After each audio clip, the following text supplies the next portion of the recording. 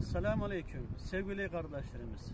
2024 ABD'de Cumhurbaşkanlık seçiminde bir Türk kökenli Jack Uygur Cumhurbaşkan adayı olacaktır.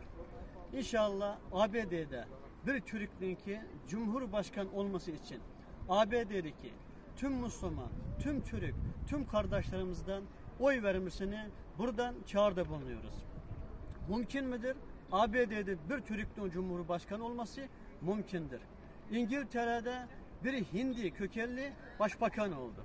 ABD'de yıllar önce bir siyah yani Joe Biden Cumhurbaşkanı olmuştu.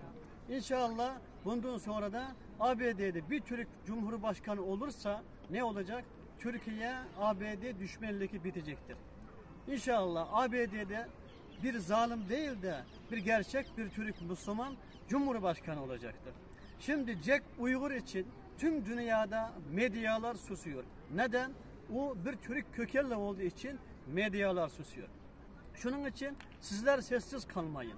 ABD'de bir Müslüman Türk'ün lider olması için elinizden ne gelse onu yapın.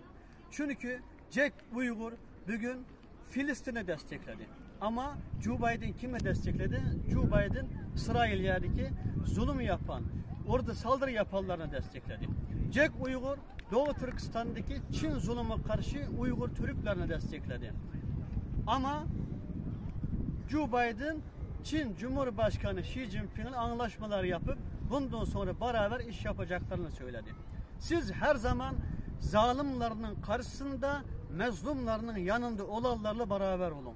İnşallah Jack Uygur kazansın.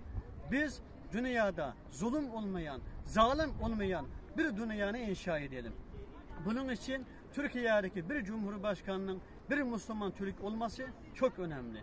Şimdi ben Atatürk'ün yani huzurundan herkese sesleniyorum. İnşallah Türkiye Cumhuriyeti'ni bir Türk evladı Atatürk kurdu gibi bundan sonra ABD'nin başında bir Türk evladı Jack